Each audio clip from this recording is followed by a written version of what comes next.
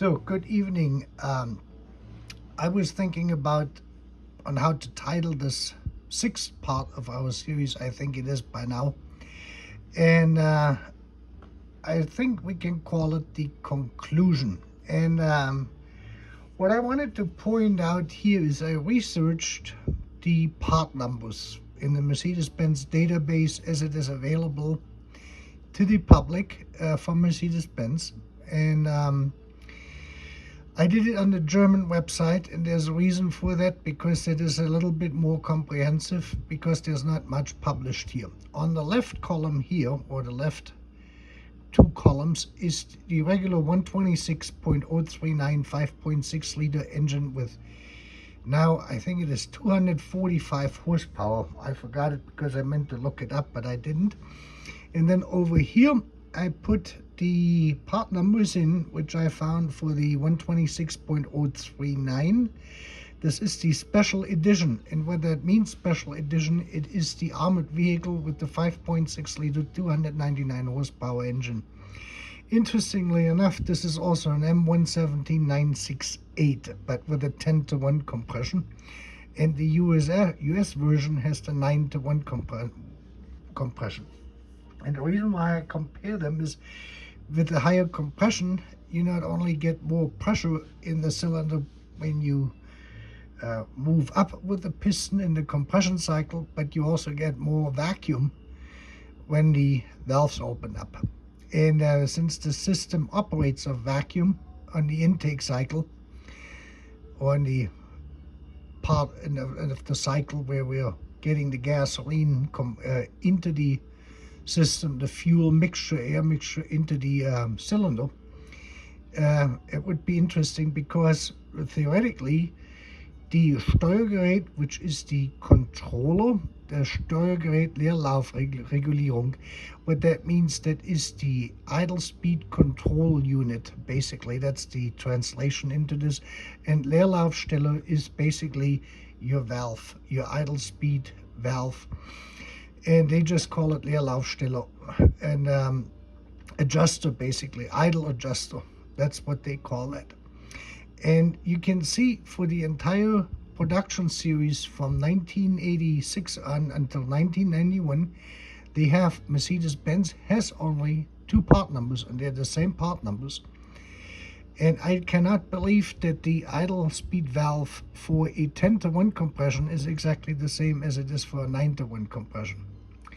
And I believe this is where the last 6-digit numbers from VDO come in. But unfortunately, I was not able to find any documentation where there could be, verified or clarified which unit goes to where. But I will mention something else here later on, because I have two books coming from Germany, and I will get to that in a little while. As we said, this is the conclusion to this. Now, this is the first idle speed control unit I have. That is the one which behaves a little bit different, and then I have two versions of this here. The one which was on my car, and then a later version from 2003, which I bought off eBay, but it had a manufacturing date of 2003. The 2003 model and the 1989 model work exactly the same way with the same results. They also had a third version here for the special edition for the 300 horsepower, and the number changed from 8532 to 8432. So you may want to watch out for this. This is just information to pass on of which part numbers you should have. That gets us now to the next thing, is when we go to the Mercedes-Benz shop manuals, they have a chapter 7.3 that deals with the engine control system, fuel delivery, and idle speed, and those related things to it. And the first one is, you look here, you can see this, they have all the different versions, or model of engine versions basically described here. You have the standard version, you have the low compression engine, you have the low compression engine with catalytic converter, You have the multifunction preparation and ignition system without catalytic converter, but it can be retrofitted. And then you have the catalytic converter system. So you have, and these engines had 3 different horsepower, 4 different horsepower ratings, starting at 242 at the lowest, going all the way up to 299 horsepower. You can say 300 horsepower. And then they had them also separated out into national versions: Australia, Switzerland, Hong Kong, Japan, Sweden, Saudi Arabia, and the US. So this gives you an idea on how different varieties are in: low compression catalytic converter, low compression no catalytic converter, and on it goes. And I believe that the control units, these here, as well as these here, the air valves, the air speed or idle speed air valves, idle speed valves, whatever you want to call them, have to be modified to accommodate all these different engines. I don't think that they're the same. This is just a speculative thing on my part here. I cannot imagine that they weren't. And then you can see here the US versions. We had the 560 SL with the 967 engine. You have the 4.2 liter 965 and the 968, and then you had in the United States, of course, the California versions on top of each one of them. So you have 3 different engines with the California models with it. You have 6 different engines altogether. And the main characteristics which they all have in common is the 9:1 compression ratio, and they all have the same fuel distributor, and that is important. You have to check the fuel distributor number, that you have the correct fuel distributor on there. These cars are getting old and people have worked on them, and they may have the fuel distributors replaced. Like I had a rebuilt one on there, which was this part number here. And then the airflow sensor is also important. That's the little thing, that potentiometer, which sits on the side of underneath the fuel distributor where the plate is. These are the basics basically in this. And now here is something I found. It says renewing, centering, sensor plate, checking and adjusting zero position of sensor plate. This is basically where the adjustment process starts for idle speed. And you can see this is the plate, and we can go down. This is now sections 7.3-245. And you can find this when you buy the manuals from Mercedes-Benz or online. You will find that particular chapter. You look up, they usually have them listed as 073. Whoops, where I'm here. Let me go back here. I have them in here under M, and you can see them, they're all listed. So they have them listed here as 073. They didn't put the dot in here, but you can then find them as PDFs, each one of these chapters.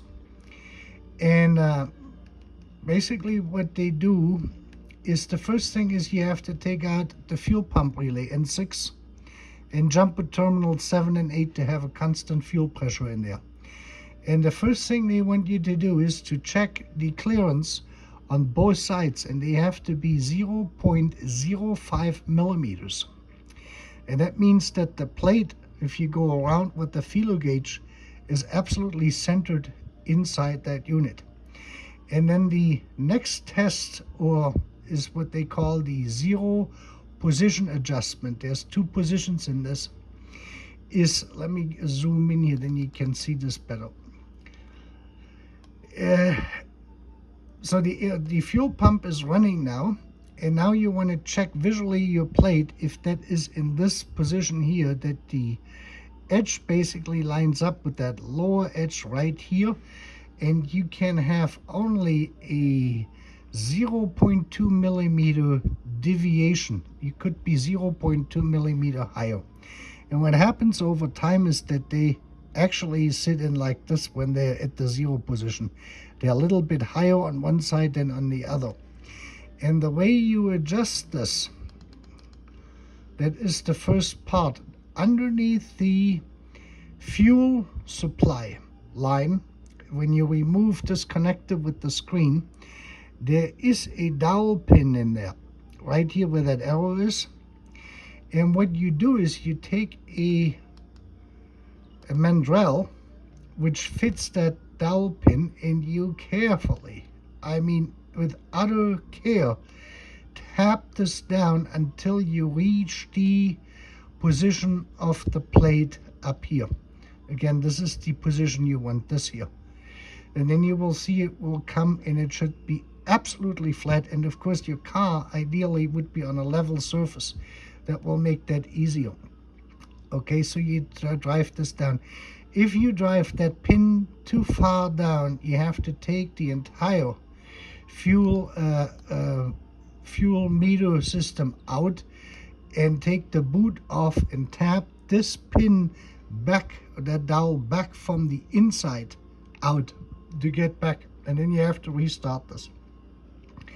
So when you have done these two, when you have done this adjustment, if you have to do it, then you read, do not drive dowel pin too deeply. That's what I said. Avoid repositioning several times in both directions, as the press seat of the pin will become inadequate. That means it becomes loose. Mount fuel pump supply fitting, stop bracket, and fuel pump relay. So you're going now backwards.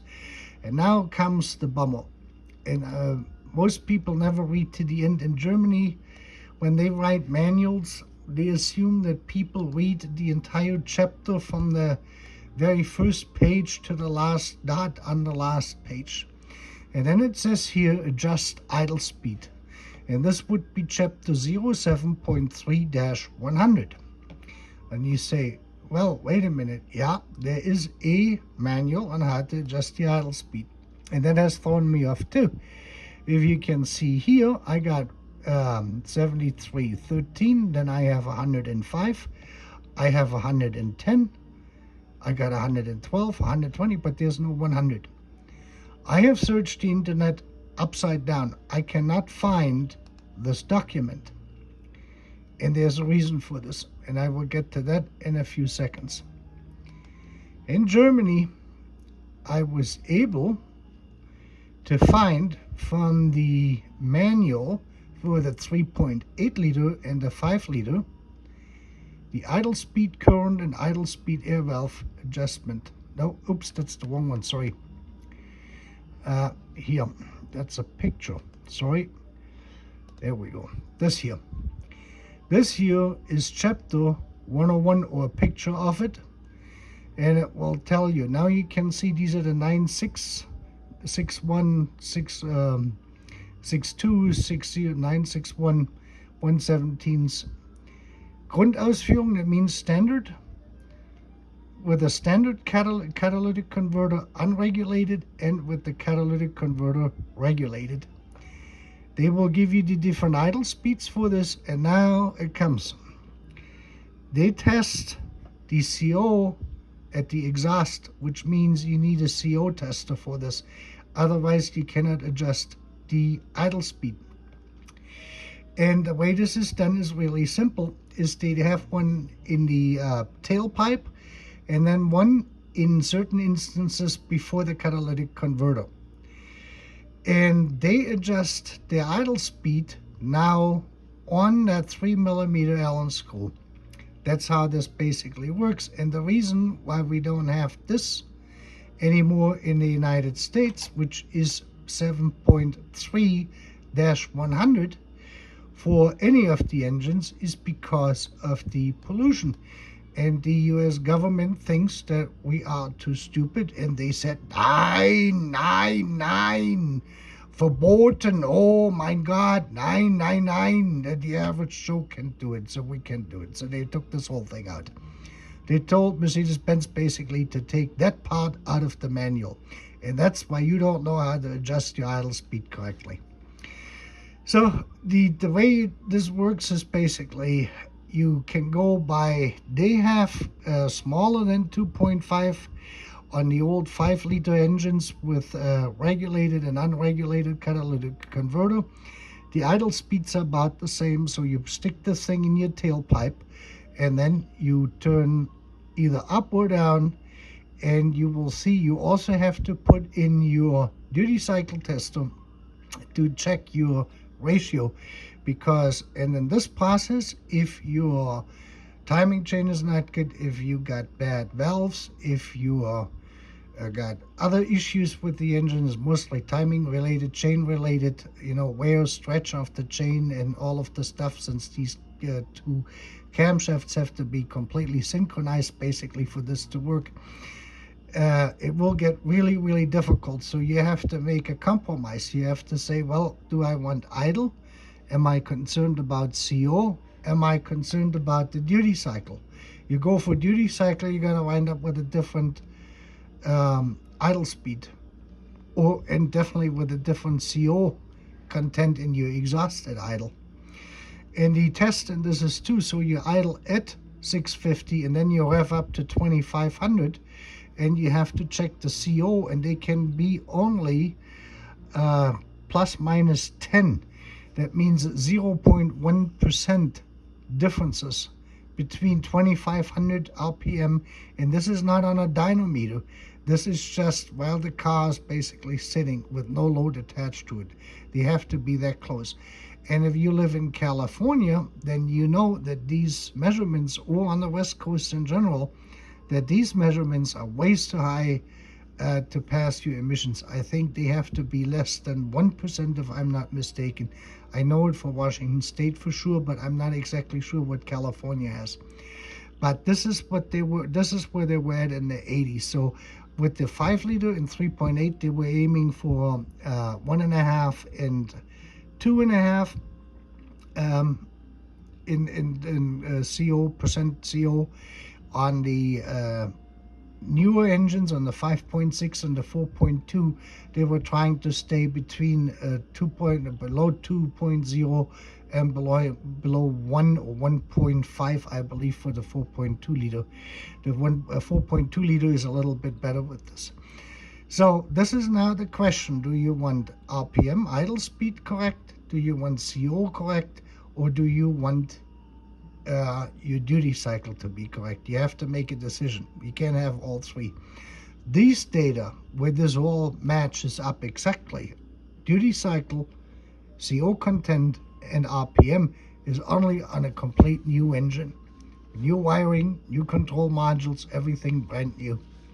As all of this stuff gets, as more all of these values, as more this whole thing drifts apart. And the centerpiece in this is the timing chain with the two camshafts and the condition of the valves, the lifters, the hydraulic lifters, the clearances, all of this stuff.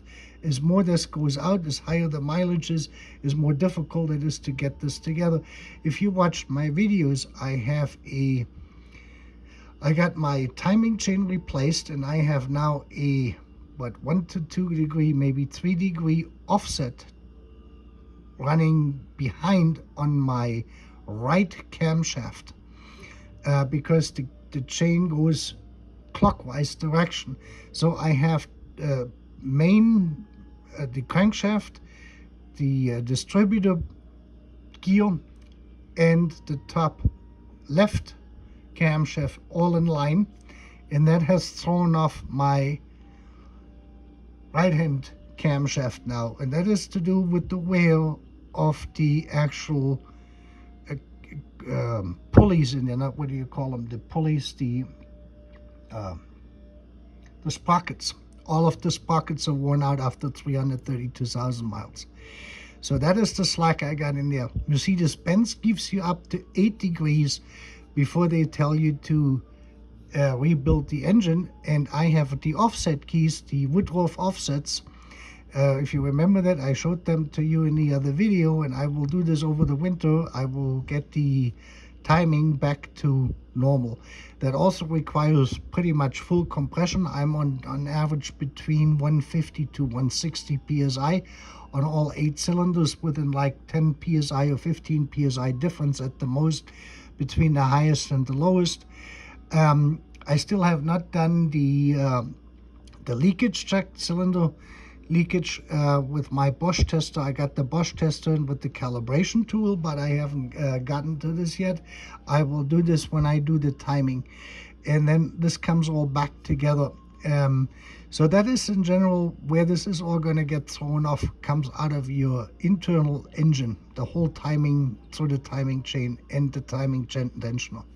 That's why they usually recommend that the timing chain and the guide rails and the chain tensioner is replaced every 120,000 miles.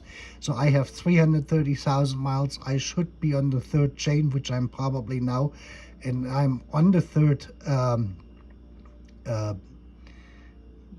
chain tensioner because I had that Fabi stuff in there, chain tensioner from Fabi. So I took this stuff out. So this is at least the third system, if not the fourth system, which I have in my car at 332,000 miles. And that's why my car still drives, basically.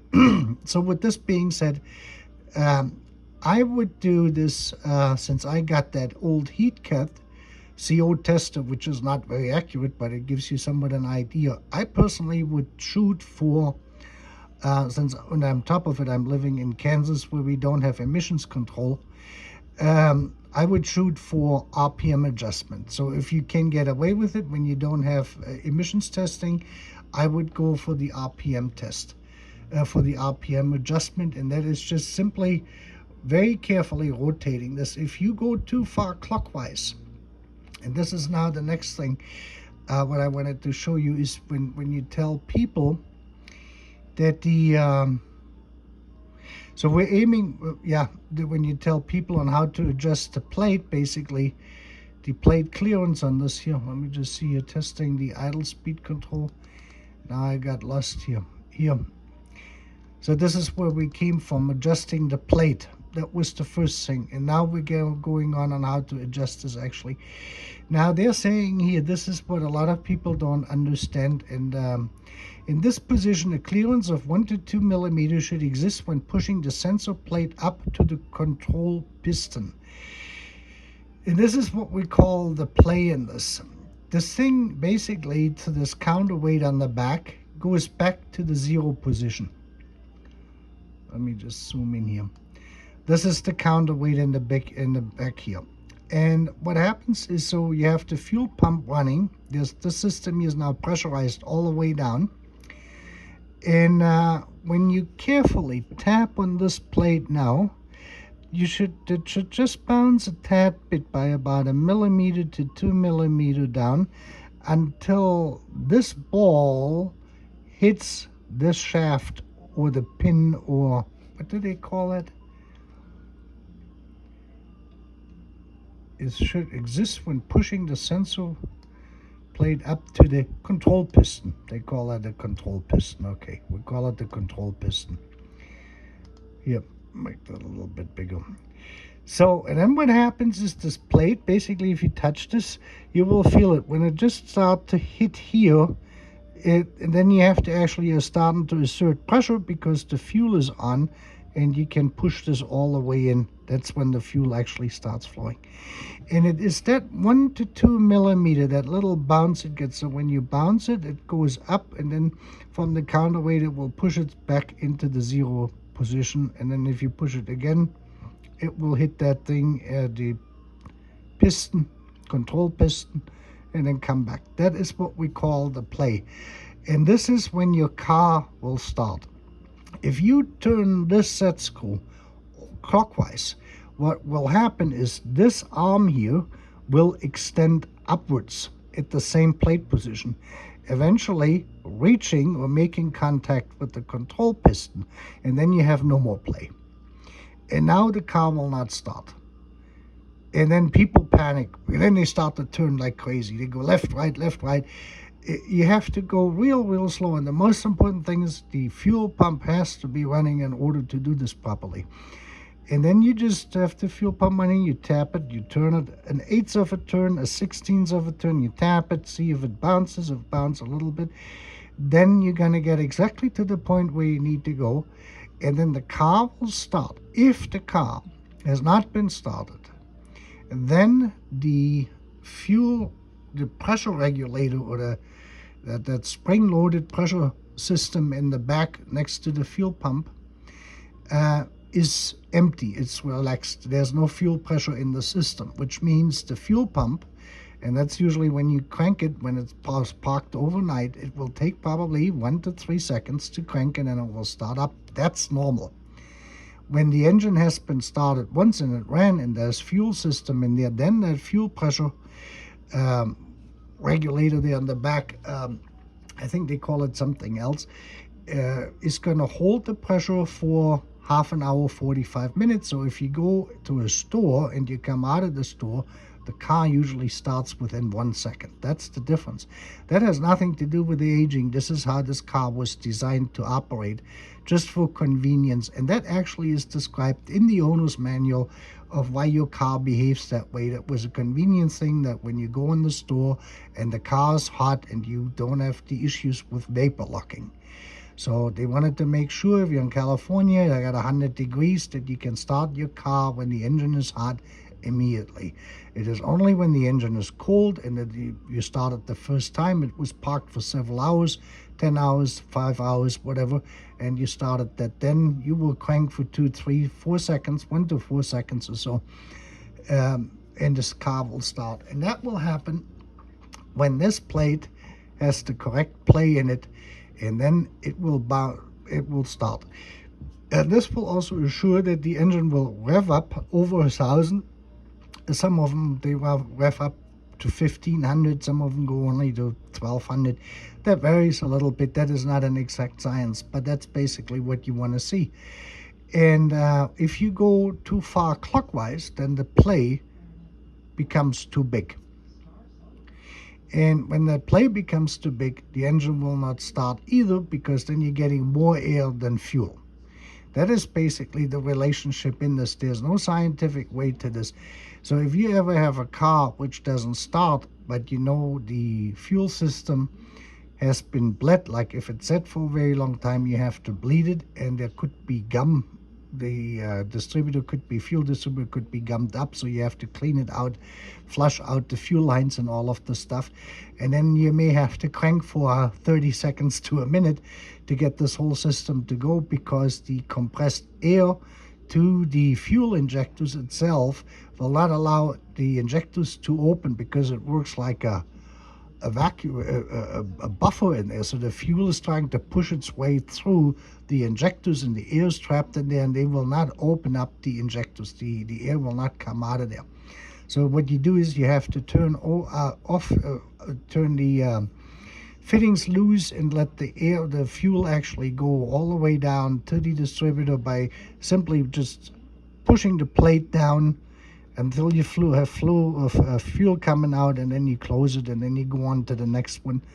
And so far you do this on all 8 cylinders, then you have most of the air out of it, and then it will start a little bit when you start it. This is only if the car has sat for a long time and if the distributor is not too gummed up. But this is basically the prerequisite for this, and that's how you adjust this. So, and now with this being said, this car should start at any temperature. If this is correctly set up, if this is level, and you have that 1 to 2 millimeter play when the fuel pump is running, you have to have pressure here. If there's no pressure inside your piston, and then you push down, you will push this up, you won't even feel any resistance, because that spring does not have a lot of tension. It doesn't really push that hard, this thing out, so you can very easily push this whole thing down when there's no fuel in it. If there's the 6 bar fuel pressure in there, then you will have quite some resistance there. And it also will start making a noise when you push it down below. When this makes contact and you're starting to push the piston up, you're going to hear a squeal noise. And that is the fuel injectors opening up with the fuel. If you do that too long, you're going to flood your engine. You're going to have plenty of gas in there. And then you have to crank it for a while to get rid of the gas.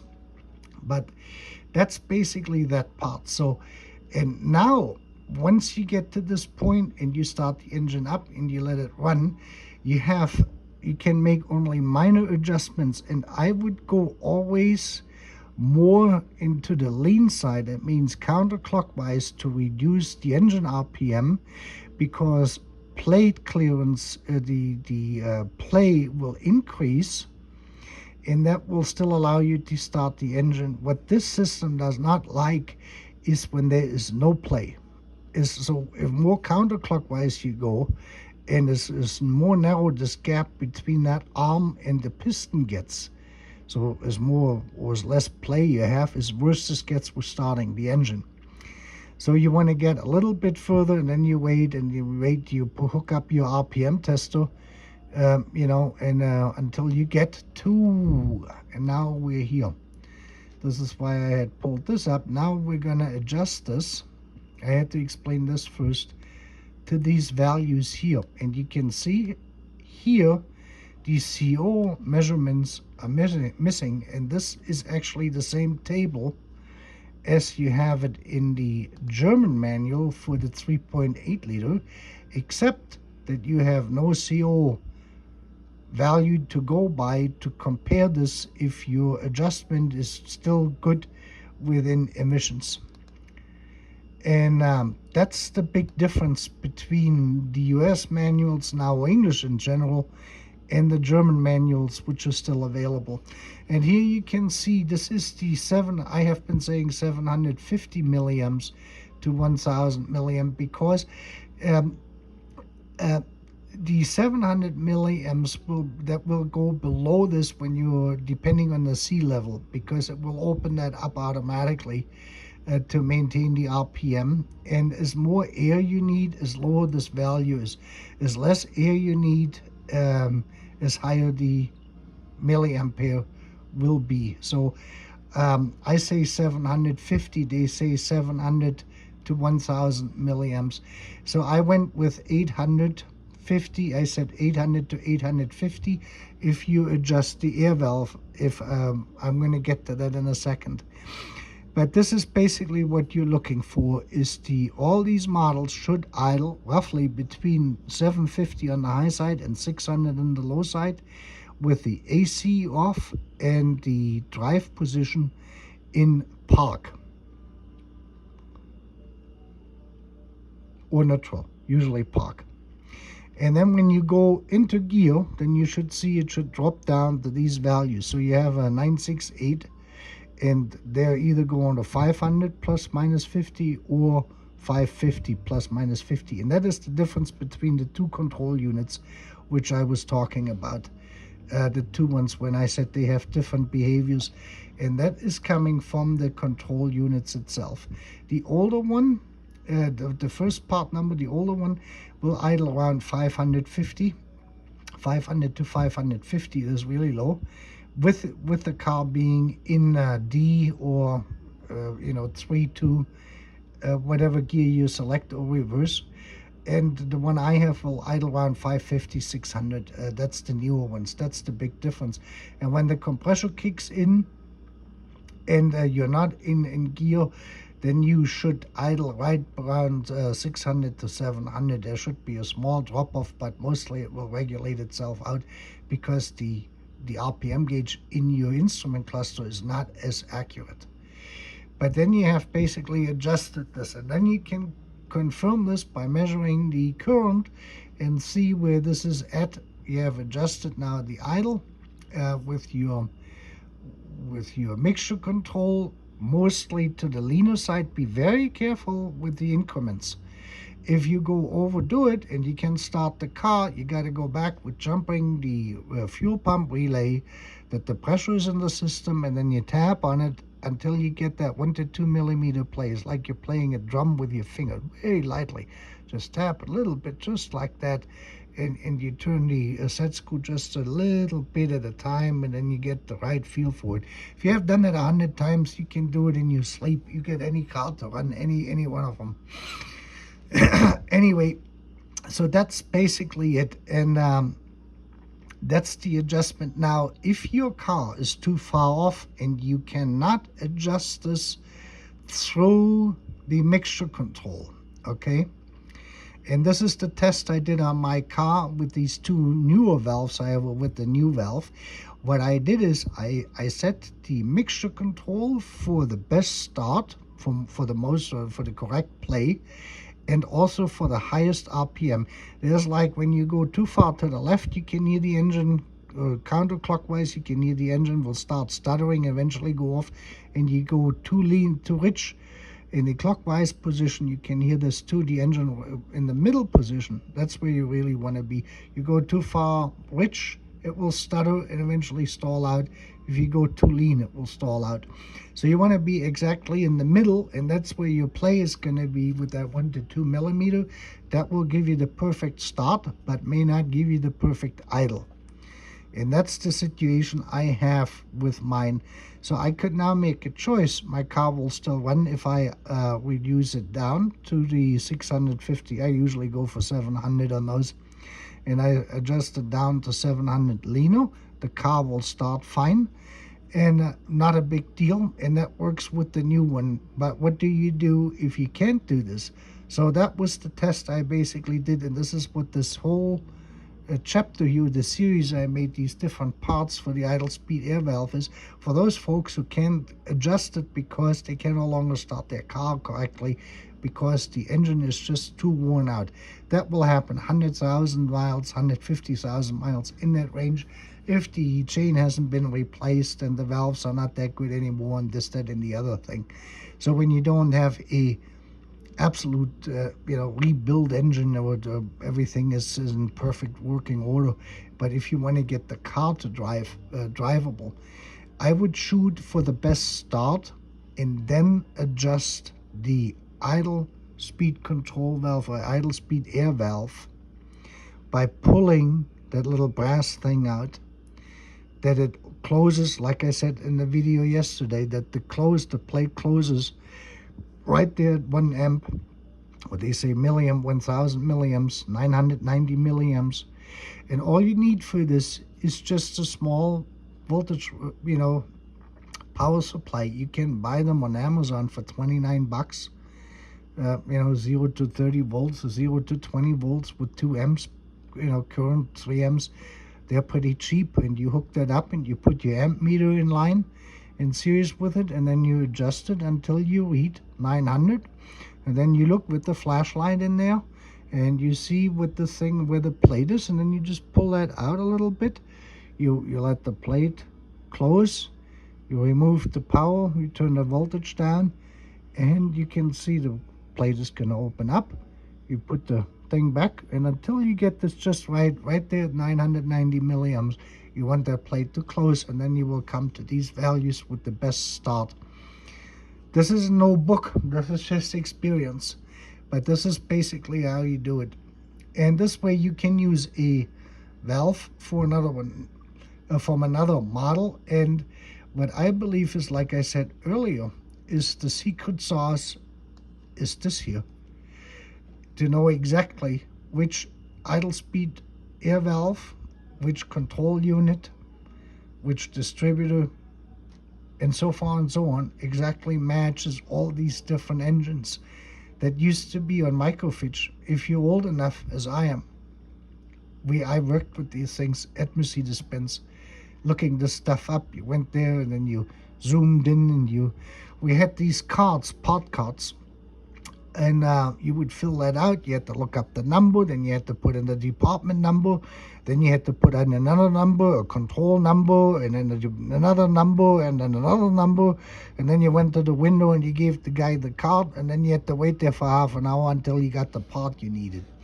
And that was for the R&D department, by the way. And so that's kind of how that worked. So I remember this, and they had all these details on there, because besides of the Mercedes-Benz part number, they also had the vendor part number on there, the numbers they had from VDO, so you could see and the engine model or specifics besides this here. So there was a lot more information in there. Besides of the explosion drawing, you also had the information there of what particular model this went to, version, and engine size, export model, whether it went to the United States, to Australia, or that what I showed you earlier, or the horsepower rating, whatever identified the particular engine. And without these, and I'm pretty sure that Mercedes-Benz has transferred all these old microfiche details they had into a database, but this database is not publicly available, and I do not know if the dealerships have actually access to this expanded database. That is an internal database. They had these microfiche that was usually not given out to others. I don't know if their dealerships ever got those or not. I couldn't tell you. They had a book, I know, with part numbers, but the book did not contain all the detail information like the vendor part number, like the microfiche did. With that being said, that's why I suspect with these numbers they had from VDO on there, with the LS numbers and the other numbers, is that they identified particular engine versions, that they sort of work the same, but they are not the same, and that's why they're adjustable. So you can modify them to your particular need of what you need on your car. That's basically what I'm saying. The other thing is I did order, which is going to be here next week, the Tabellenbücher.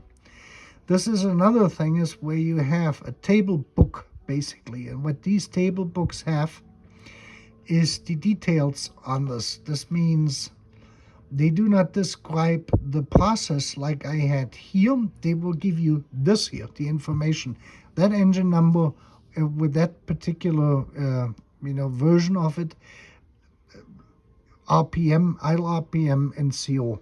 And then because you're familiar with this when you work there, then you know how to test this stuff. And this is basically what I just showed you. And oops, here I am. So I have these both coming.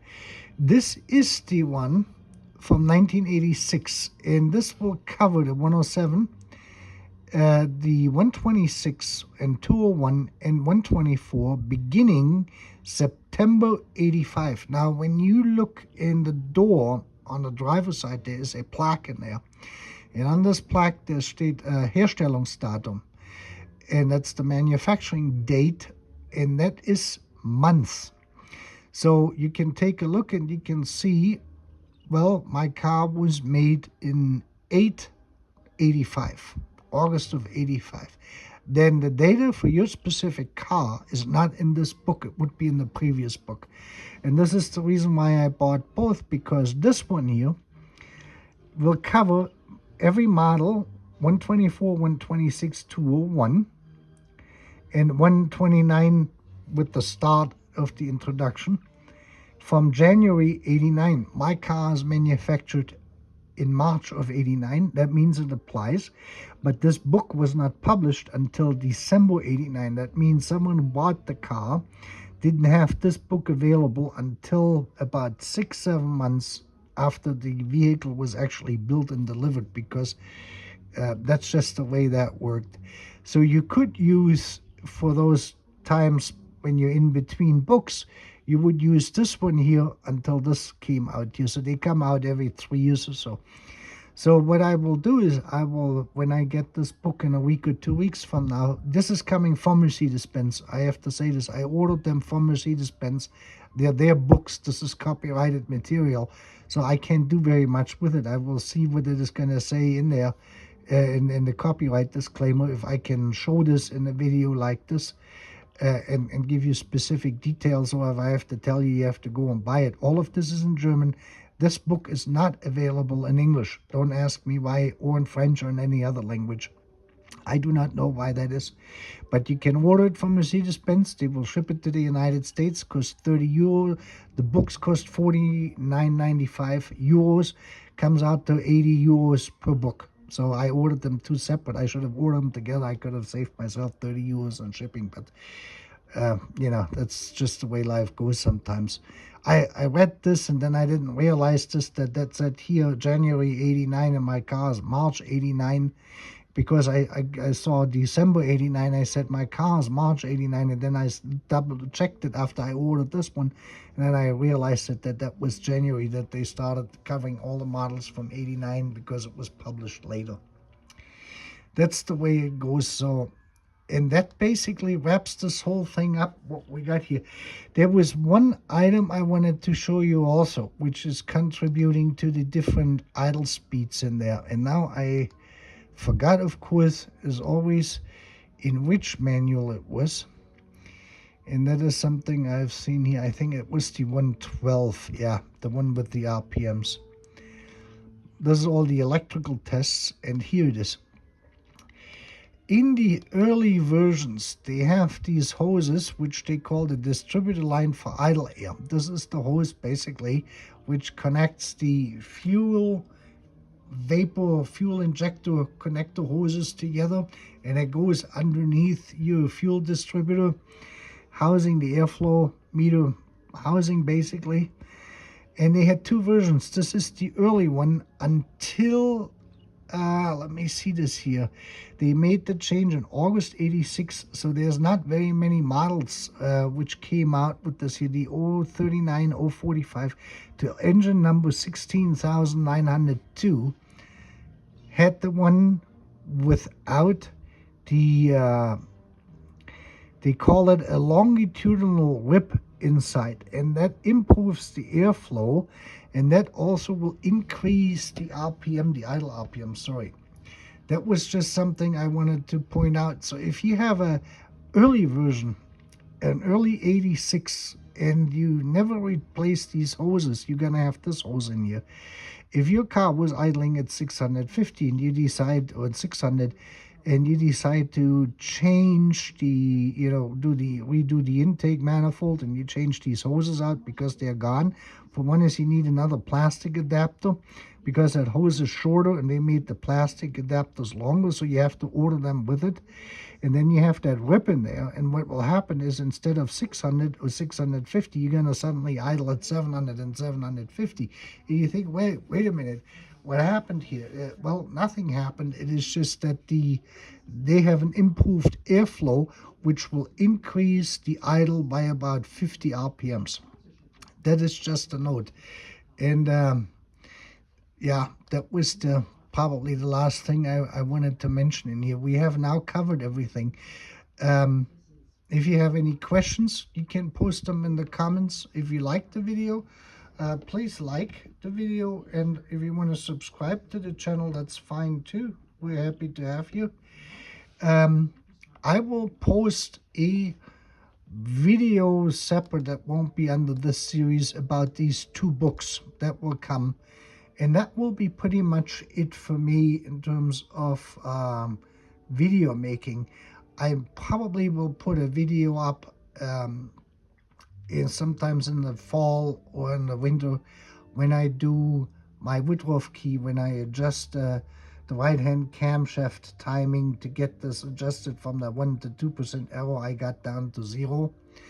And I want to show you on how to do the not the compression test, but the leakage test with that Bosch tester I got, where you apply pressure into the cylinder and you measure then the drop. If the valves are leaking, then I know exactly how good or how bad the valves are. When the cylinder is in the closed position, you have to rotate the cams around to get the things off the camshaft, the lifters for the valves close.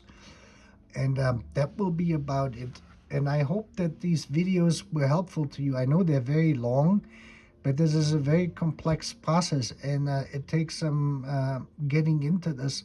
These cars will run very long, and they will run very nicely if you know what you're doing and what you can do and how you can work with certain problems. I guess the most important point is, if you don't feel comfortable with adjusting the RPM, or if you cannot adjust it because you get a rough idle or what have you through the mixture control, then I would do it probably through the idle speed air valve adjustment.